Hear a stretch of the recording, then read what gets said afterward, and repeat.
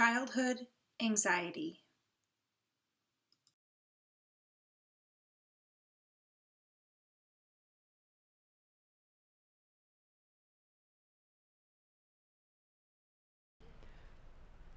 Imagine that you're at a theme park with your 4-year-old child. The two of you just stepped off the tilt-a-whirl and you're feeling dizzy and giddy, and you reach into your pocket to get some more tickets. As you do, your child's hand slips from your own. And then in an instant, your child is gone. You scan the park, you shout your child's name, you see colorful lights, greasy food carts, tantruming children, but no child. He's vanished.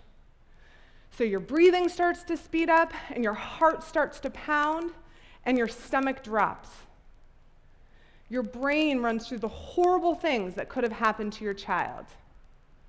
You've lost control of the situation. And then suddenly, you look across the park, and there's your child. Your mind and your body immediately begin to settle. You regain control of the situation. Many of us have been through at least one highly anxious experience in our lives. But then the situation resolves, or we figure out how to manage that situation, and our anxiety abates. The mind and body recalibrate, we adjust. But what if there were no relief? What if you walked around every day with the feeling that your heart was pounding in your chest and that you couldn't breathe? What if your brain was constantly telling you that the scariest, most horrible things were going to happen and that the world felt like an out-of-control and unsafe place?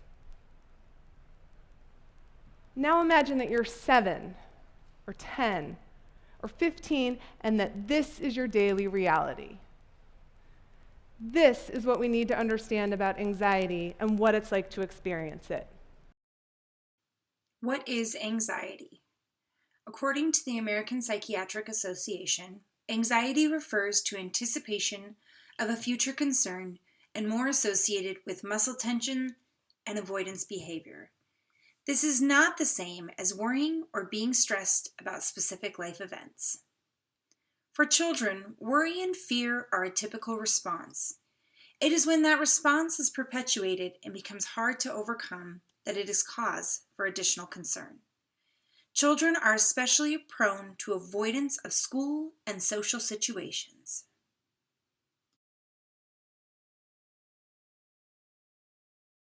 What is anxiety? Who is affected by it? Do I have an anxiety disorder? These are common questions that about 1/3 of American adults ask at some point in their lives. You are not alone. Anxiety includes feeling uneasy, worried, and nervous with physical symptoms of stress. These happen when one fears immediate danger or disaster or bad luck. Anxiety is a very common and normal way people react to stress. In fact, it can be good in some situations, like letting us know when there is danger and helping us get ready for certain situations. Anxiety disorders are different from normal feelings of being anxious and include fear at a level that makes it hard to do simple activities. Knowing the signs of anxiety disorders is the first step towards making sure it does not lead to mental health problems. While many people do not seek help for anxiety, it can be treated, and help is available. Anxiety disorders include generalized anxiety disorder, phobias, social anxiety disorder, panic attacks, and separation anxiety. Mental health professionals can treat anxiety using talk or behavior therapy, with or without medicine. The APA is a great resource of information on anxiety. For more information, visit www.psychiatry.org. As the video mentioned, there are several types of anxiety disorders, including generalized anxiety disorder, panic disorder, social anxiety disorder, and separation anxiety disorder. How does anxiety emotion develop in childhood? During the first year of life, children create an attachment to their caregivers that provide for them. This attachment then creates a secure base for the child to feel a sense of security, which allows them to explore the world around them. This cognitive model is important for the child to feel a sense of security, love, and learn self-confidence. Parents become a safe haven for children to continue to function as a primary means of attachment figures into pre-adolescence. Symptoms of anxiety include restlessness, difficulty concentrating, sleep problems, constant seeking of reassurance, somatic complaints including headaches and stomach aches, and school avoidance. According to the DSM-5, for someone to receive a diagnosis of anxiety disorder, the fear or anxiety must inhibit their activities of daily living to function normally and be out of proportion to the situation based on age appropriateness. For children to receive a diagnosis of anxiety, they only have to display one physical symptom. Factors to childhood anxiety. Genetic, familiar risk factor. Anxiety disorder was found in 40.4% of parents whose children were diagnosed with anxiety. In other words, children with parents diagnosed with anxiety disorder have a higher risk of developing anxiety. Panic disorder, social phobia, obsessive-compulsive disorder, and avoidant personality disorders are more common in the relatives of children with anxiety disorders.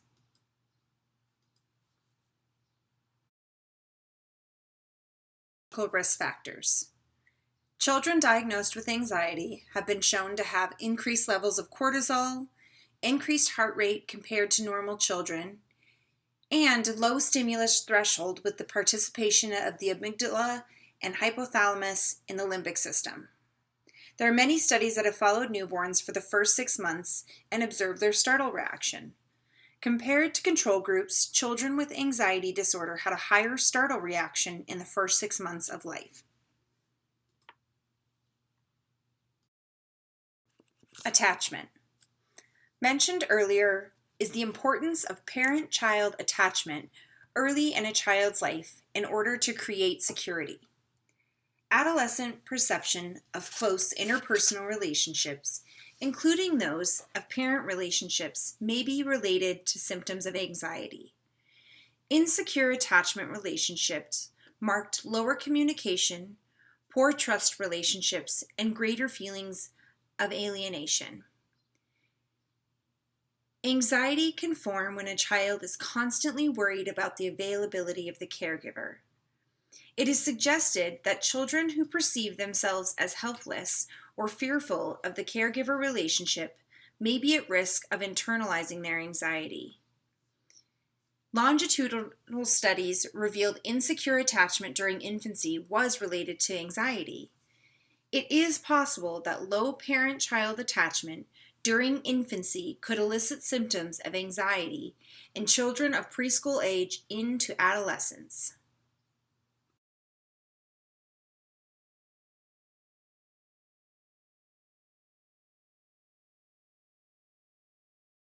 There is additional studies on the quality of parent-child attachment relationships of both the mother and the father on anxiety symptoms. What these two images depict is that there is very little difference between quality of the relationships of the mother and father on anxiety symptoms.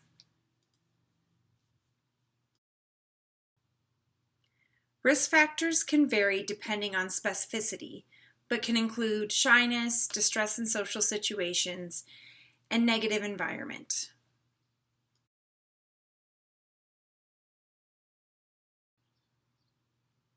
As you can see from this graph, that among the 3 childhood disorders listed, mood disorders, anxiety disorders, and behavior disorders, anxiety supersedes behavior and mood disorders, making it one of the top diagnosed disorders.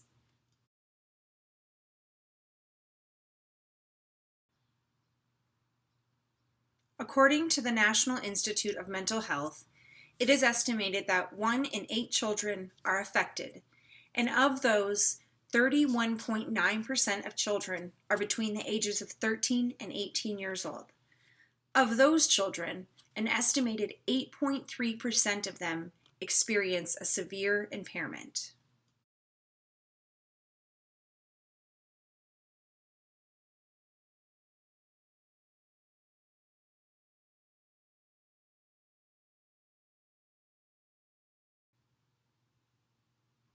According to the CDC, the prevalence of having anxiety also increases with age, with 2% of children ages 3 to 5 being diagnosed, compared to 8.6% in children ages 6 to 11 and 13.7% in children ages 12 to 17 years. Treatment of childhood anxiety. There are many different treatment options for childhood anxiety. Anxiety is most commonly treated with psychotherapy, medication, or a combination of both. Cognitive behavior therapy, or CBT, being the most common psychotherapy treatment, and SSRIs, selective serotonin reuptake inhibitors, the most common medication prescribed. There are many factors to consider when choosing a treatment option for a child. Some things to consider include illness severity, comorbidities such as depression, socioeconomic status of the family, the age of the patient, and family dynamic and stressors.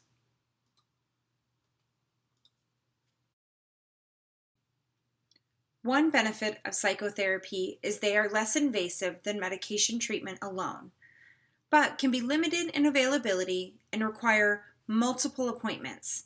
This can be challenging for some families and lead to less carryover, thus making them less effective.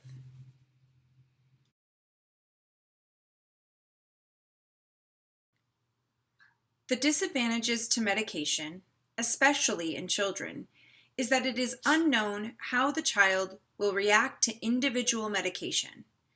This can lead to adverse reaction and discontinuation of treatment. As with psychotherapy, there needs to be a consistent follow-through from the family. The first line of treatment should include psychotherapy before medication. Play therapy has gained momentum over the years, and there is more research to support it as a form of treatment for anxiety. Therapy is initiated primarily through play with the child, using their play choice to guide. Children set the pace, and the therapist lets the child lead.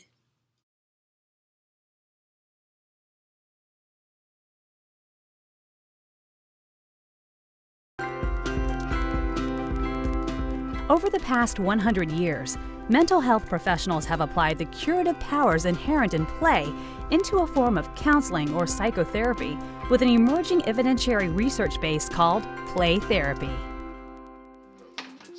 Play therapy is a model of therapeutic intervention to use with children that helps them to develop their communication skills in a therapy situation so that they can express their needs, their wants, their wishes, and their feelings in a way that's developmentally appropriate for them. Play therapy works because it's a natural thing for a child to pick up toys, and toys are their words, and play is their language, and it helps them to process emotions and feelings. The first step in seeking help with anxiety symptoms is to talk to your doctor. If diagnosed, your doctor or mental health professional can help seek the most appropriate form of treatment. It is important to note that many individuals never seek help or know that there are treatments available to help with symptoms. While diagnosis for children can be helpful, many children will live with anxiety the rest of their life. It is with continued treatment that many individuals' symptoms can be managed.